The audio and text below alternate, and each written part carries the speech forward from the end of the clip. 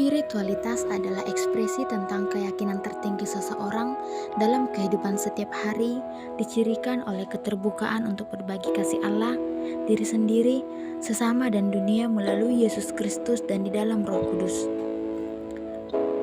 Spiritualitas seseorang sangat ditentukan oleh keyakinan, kebenaran, nilai-nilai ibadah dan ketulusan solidaritas diri.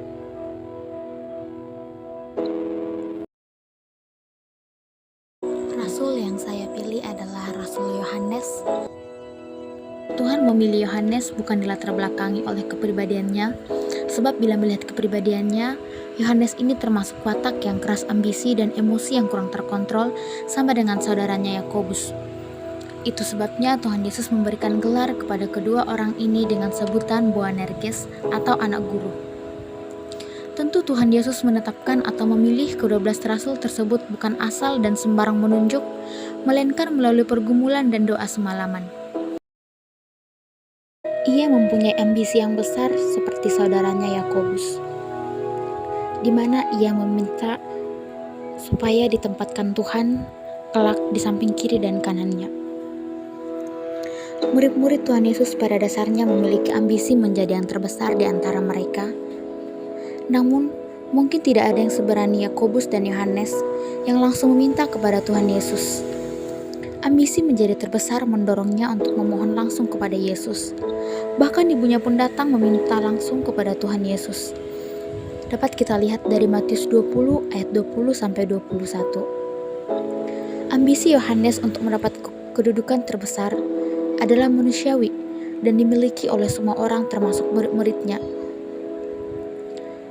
Mempunyai ambisi tidaklah salah selagi dapat menguasai diri sesuai dengan kemampuan, melakukan dengan cara yang benar, dan selalu mengandalkan Tuhan. Sebelum menjadi murid Yesus, Yohanes dan kakaknya Yakobus adalah murid dari Yohanes Pembaptis. Yohanes juga adalah salah satu dari 3 murid yang menjadi saksi mata beberapa peristiwa penting dalam pelayanan Yesus. Salah satunya saat Yesus membangkitkan putra Yairus. Peristiwa penting lainnya ialah di mana Yesus membawa ketiga muridnya tersebut ke atas bukit, di mana peristiwa transfigurasi Yesus terjadi dan melihat langsung Elia dan Musa saat itu. Yohanes dikenal sebagai murid yang setia dan dikasihi Yesus. Namun saat diajak berdoa di Taman Getsemani oleh Yesus, di malam ia akan ditangkap. Yohanes yang saat itu bersama dengan Petrus dan Yakobus tidak bisa berjaga-jaga dalam doa seperti yang diminta Yesus. Mereka ditemukan tertidur hingga akhirnya mereka menjadi saksi mata penangkapan Yesus. Yohanes mengikuti Yesus di malam penyaliban. Hanya Yohanes dan Petrus, 2 dari 12 murid Yesus yang terus mengikuti Yesus di malam sebelum penyaliban saat itu. Yohanes juga masuk ke dalam rumah imam besar saat Yesus diadili. Bersama Yesus saat penyaliban di Golgota, bersama para wanita saleh yang mengikuti Yesus hingga ke Golgota. Saat penyaliban itu Yohanes dipercaya menjadi satu-satunya murid laki-laki yang ada di dekat salib Yesus hingga kematiannya. Yohanes dipercaya adalah penulis dari kitab 1, 2, 3 Yohanes, kitab Yohanes, dan kitab Wahyu. Dalam semua tulisan dan surat-suratnya, Wahyu Yohanes memakai ungkapan kasih yang begitu banyak.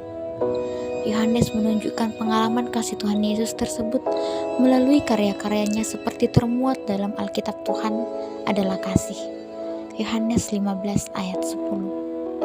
Mungkin jika saya bertemu dengan Rasul Yohanes, saya akan mengatakan bahwa saya sangat tertegun akan spiritualitasnya sebagai rasul dan bagaimana dia menulis kitab Yohanes dan kitab Wahyu, di mana seperti yang kita tahu, Rasul Yohanes adalah penulis dari kitab Wahyu, yang dimana yang ingin saya ketahui lebih dalam lagi tentang kitab Wahyu.